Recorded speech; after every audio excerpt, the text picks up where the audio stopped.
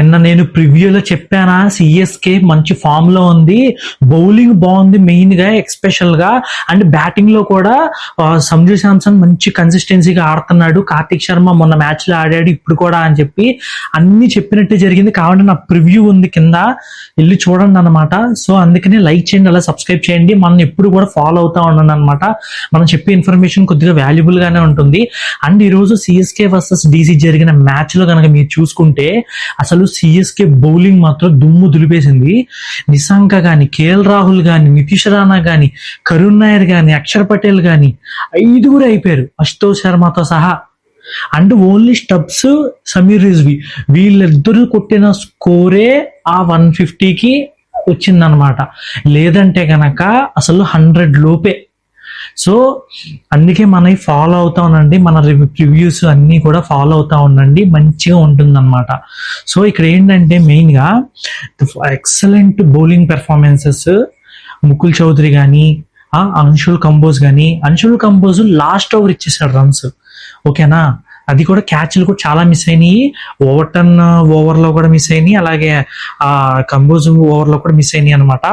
ఆ first starting లో చూసుకుంటే కనుక ప్రతి ఒక్క బౌలర్ కూడా వాళ్ళు మించిన దానికన్నా ఎక్కువ ఇచ్చేసారు అనమాట. అంత బాగా పెర్ఫామ్ చేశారు ఈ రోజు మ్యాచ్ లో. అయితే నేను చెప్తానే ఉన్నాను, చెన్నై ఢిల్లీ ఎట్టి పరిస్థితుల్లో గెలవాల్సిన మ్యాచ్లు చాలా పోటాపోటీగా ఉంటాయని చెప్పని.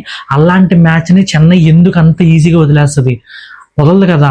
అందుకే ఈరోజు ఫస్ట్ ఇన్నింగ్స్ లో బౌలింగ్ తీసుకుని ఆల్మోస్ట్ స్కోర్ ని చాలా అంటే చాలా వరకు తక్కువ కొట్టించారనమాట. అండ్ ఫామ్ లో ఉన్న ప్లేయర్ సంజు శాంసన్ అసలు లాస్ట్ మ్యాచెస్ నుంచి ప్రతి మ్యాచ్ కూడా హైలైట్ గా ఆడుతున్నాడు.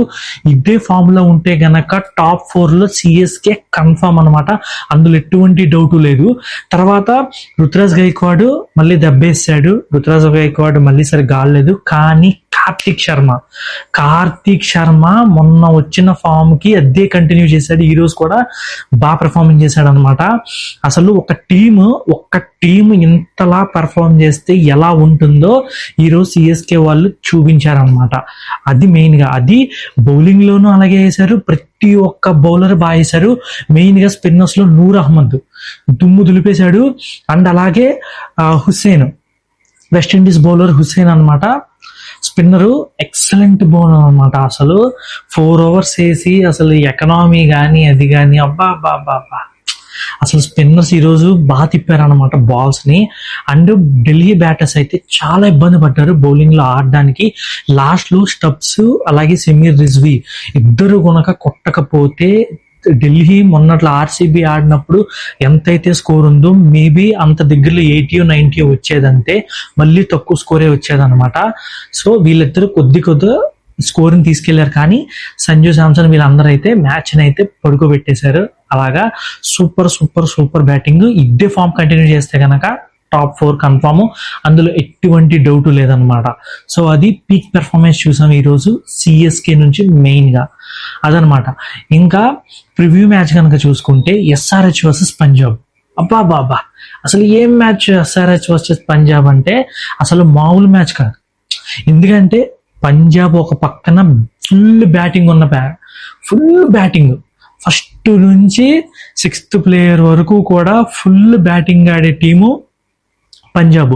సేమ్ అలాగే ఈ నేను కూడా తగ్గను అన్నట్టు ఎస్ఆర్హెచ్ టీము కూడా ఫుల్ బ్యాటింగ్ ఉన్న టీము, 7 players వరకు కూడా ఫుల్ బ్యాటింగ్ ఉన్న team.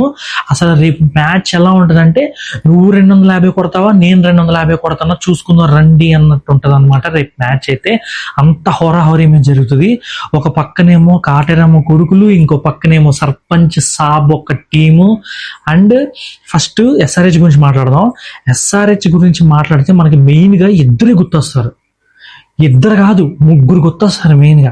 ఎవరెవరంటే Abhishek Sharma, head, Klaasen, వీళ్ళు 3 కొట్టగలిగే వాళ్ళు అసలు ఎవ్వరు లేరనమాట.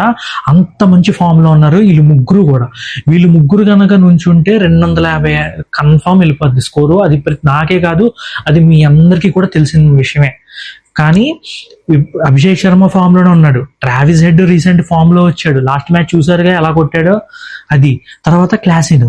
కానీ ఇక్కడ ఏమవుతుందంటే ఎప్పుడైతే వీళ్ళు ముగ్గురు టాప్ ఆర్డర్ లో అవుట్ అయిపోతున్నారో తర్వాత ఎక్కువగా ఈశాన్ కిషన్ కొడుతున్నాడు.